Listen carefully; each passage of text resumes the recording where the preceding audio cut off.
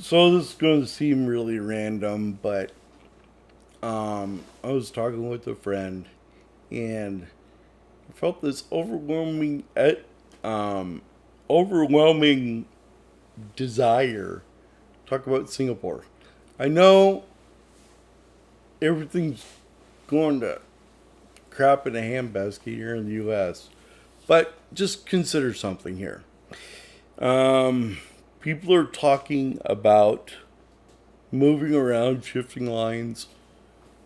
I don't know whether it's going to do county by county or whether we're going to full on state, like India back in the day when they gained their independence.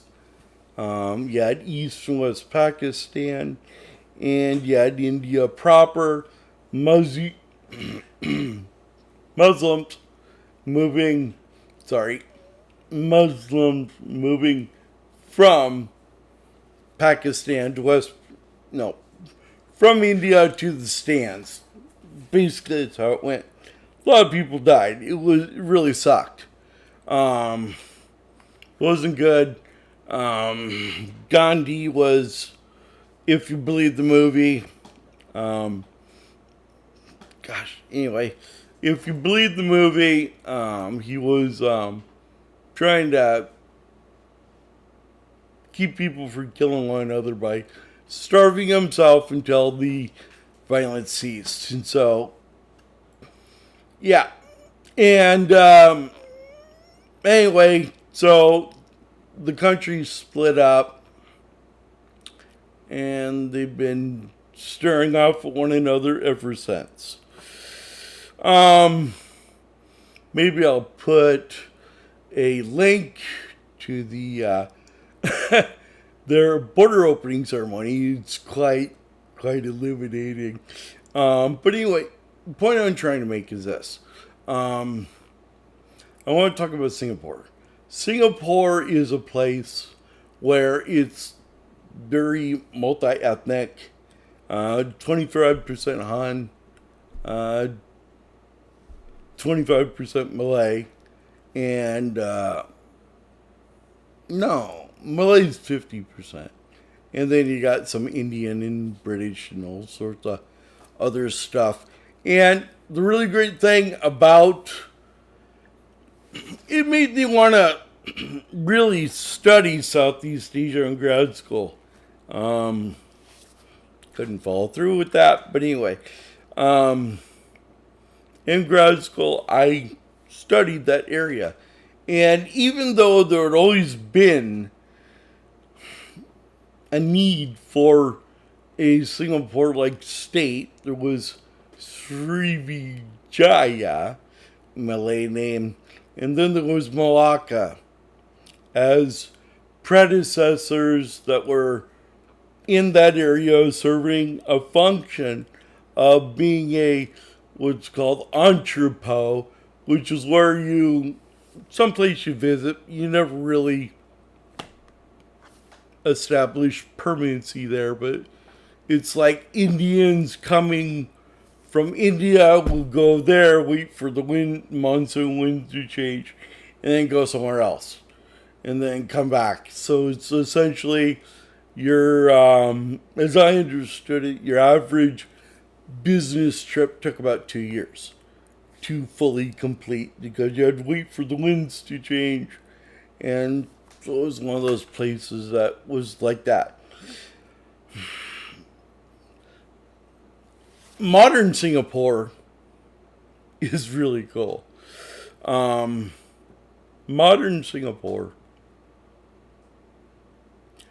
took a backwards country. Sure, there was, you know, still that trading niche that they had, but they were newly independent back in the after World War II. They were newly independent, and what they did was just darn near miraculous. They took a 20. They're basically an island. Well, there were bridges across to the Malay Peninsula, but It was basically a small island, 20 some odd miles by tens of miles. Very small. Its own country, and it was diverse, and it had crime, and it had all these things. And they were able to pull themselves out of it. How? Lee Kuan Yew, People's Action Party. They were they were very collectivist. They were, but they also wanted freedom. All I'm trying to say is this. As long as we have, by saying we, people that want freedom, have something along the lines of a postage stamp.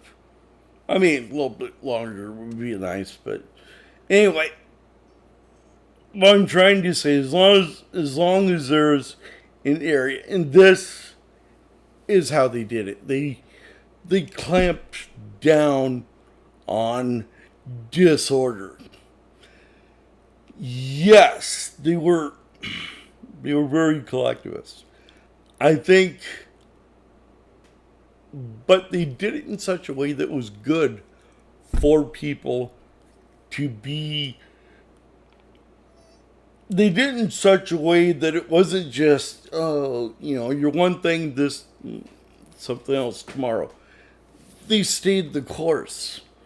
They said, we need investment. So they opened themselves to foreign investors. And what brings foreign investors is transparency, honesty, a workforce that will do a job.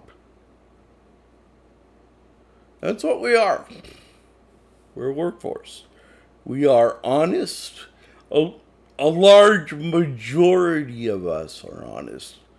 I don't know to what extent, but there's that Christian ethic, telling you what to do behind your head. And that's cultural. And as long as, the Christian ethic is, hey, it's always good to tell the truth. It's good to be virtuous. It's good to look out for one another. So, but those few things, Singapore became a country that, I think in the mid-1990s, they were the first of Southeast Asia to become a first world nation. Well done. And they earned it. They are anti-fragile. They work with other smaller nations. And they work, and we work with them as far as our military, and they provide financial services and honesty, and that works out great. Of course, there are examples of how they deal with disorder. I mean, you take drugs there, they had a death penalty last time I looked. And when a State Department kid back in the 90s went through a bit of a rebellious stage and decided to do his defacing of things, he got caned. Didn't matter he was from the U.S. What mattered is he was punished in the manner that was set up by the people, and it's illegal to burn a flag in Singapore. Is that overwhelming? Is that too much order? I don't know. All I know is that we need to be ordered. And that is something that we make. Every one of us makes a decision every day of our lives to be in order, to do our duties to our families and to our government, whether we agree with it or not. And people like me, our lives depend on it. I'm not saying it's right, and I definitely like a different way. But for right now, that's it. So, to sum up,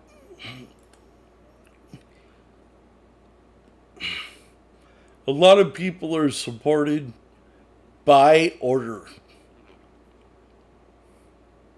All right. I'll keep calm and carry on, as the British say. And I'll have another video out soon, but I just wanted to.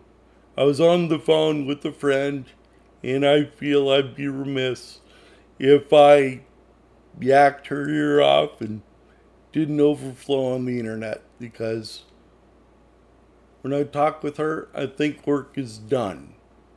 And so when I talk to other people and get work done, work out